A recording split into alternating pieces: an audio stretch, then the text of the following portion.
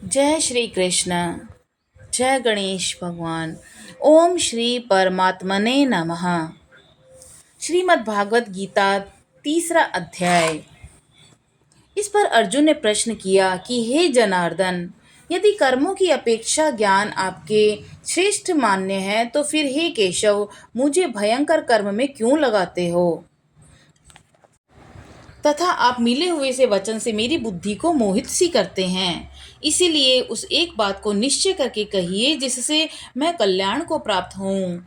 इस प्रकार अर्जुन के पूछने पर भगवान श्री कृष्ण महाराज बोले, हे निष्पाप अर्जुन, इस लोक में दो प्रकार की निष्ठा मेरे द्वारा पहले कही गई है, ज्ञान योगियों की ज्ञान योग से और योगियों की निष्काम कर्म योग से। परंतु किसी भी मार्ग के अनुसार कर्मों को स्वरूप से त्यागने की आवश्यकता नहीं है, क्योंकि मनुष्य न तो कर्मों के न करने से निष्कर्मता को प्राप्त होता है और न कर्मों को त्यागने मात्र से भगवत साक्षात्कार रूप सिद्धि को प्राप्त होता है, तथा सर्वथा कर्मों का स्वरूप से त्याग हो भी नहीं सकता, क्योंकि कोई भी पुरुष किसी काल में क्षण मात्र भी बिना कर्म किए नहीं रहता।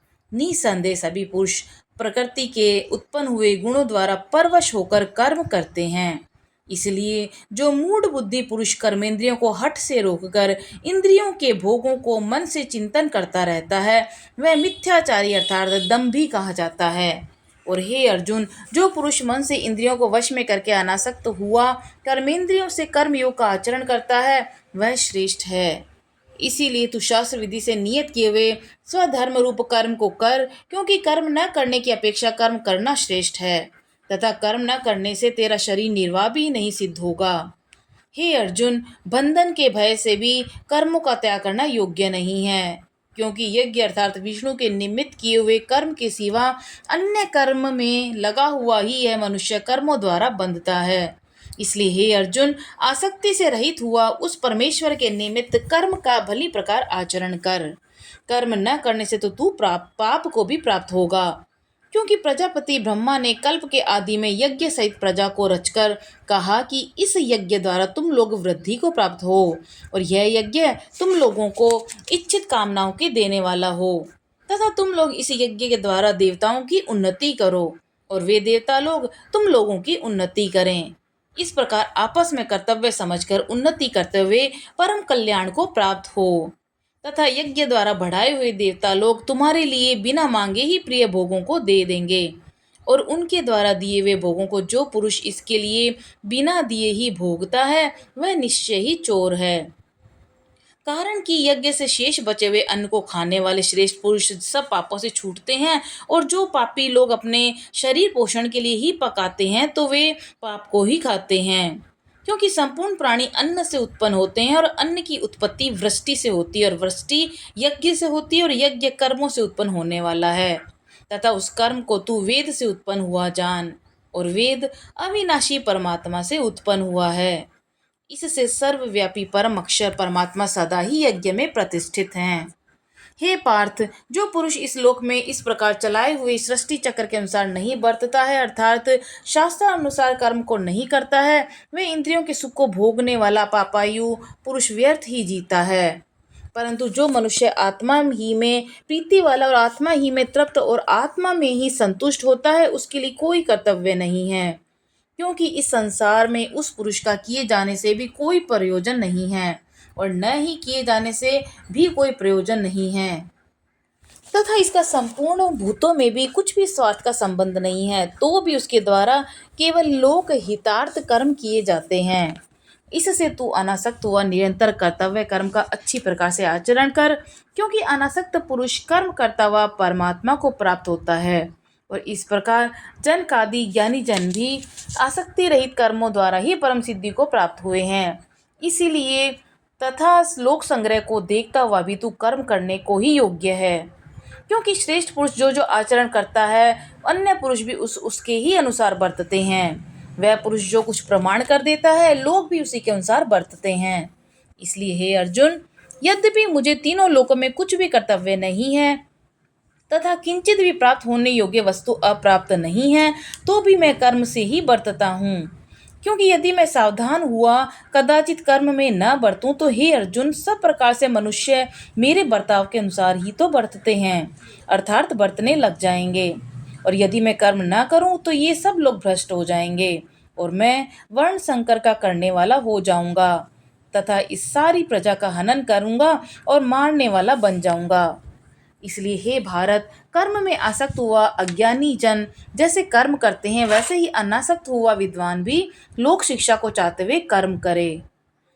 ज्ञानी पुरुष को चाहिए कि कर्मों में आसक्ति वाले अज्ञानियों की बुद्धि में भ्रम और कर्मों में अश्रद्धा उत्पन्न न करे, क्योंकि स्वयं परमात्मा के स्वरूप में स्थित हुआ और सब कर्मों को अच्छी प्रकार करता हुआ उससे भी वैसे ही करावे। हे अर्जुन, वास्तव में संपूर्ण कर्म प्रकृति के गुणों द्वारा किए हुए हैं तो भी भय अहंकार से मोहित हुए अंतःकरण वाला पुरुष मैं करता हूँ ऐसा मान लेता है। परंतु हे महानुभावों, गुण विभाग और कर्म विभाग के तत्वों को जानने वाला ज्ञानी पुरुष संपूर्ण गुण गुणों में बरतते हैं और ऐसा मानकर नहीं आसक्त होता है।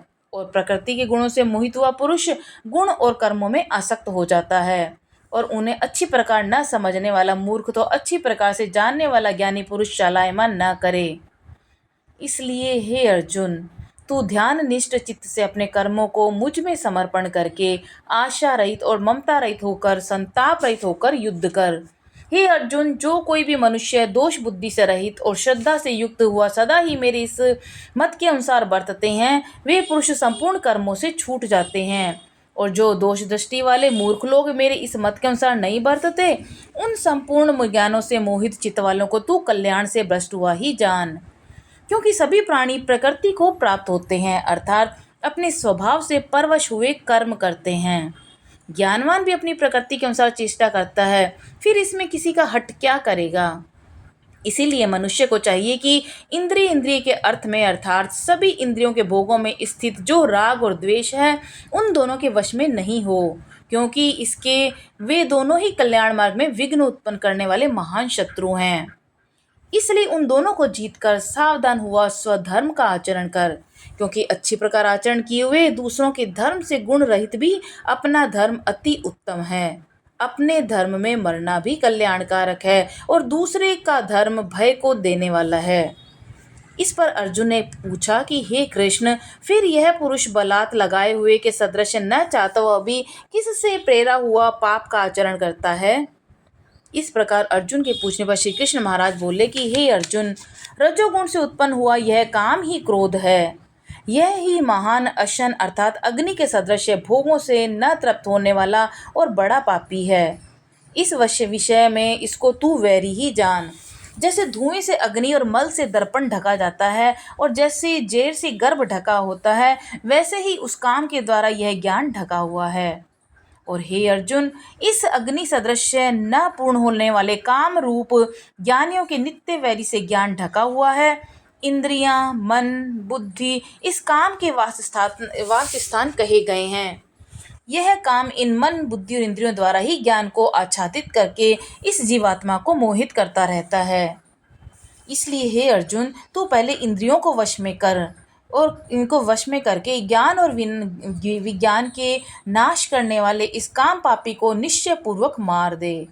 और यदि तू समझे कि इंद्रियों को रोककर कामरूप वैरी को मारने की मेरी शक्ति नहीं है, तो तेरी ये भूल है। क्योंकि इस शरीर से तो इंद्रियों का पर श्रेष्ठ, बलवान और सूक्ष्म कहते हैं, और इंद्रियों से पर मन है, और मन से भी पर बुद्धि है, और जो बुद्धि से भी अत्यंत पर है वह है आत्मा। इस प्रकार बुद्धि से पर अर्थात सूक्ष्म और सब प्रकार बलवान और श्रेष्ठ अपने आत्मा को जानकर बुद्धि के द्वारा मन को वश में करके हे महाभाव, अपनी शक्ति को समझकर इस दुर्जय कामरूप शत्रु को मार दे। जय श्री कृष्ण। इति श्रीमद्भागवत गीता रूपी उपनिषद और ब्रह्म विद्या तथा योग शास्त्र विषयक श्री कृष्ण और अर्जुन के संवाद में कर्म योग नामक तीसरा अध्याय। जय श्री कृष्ण।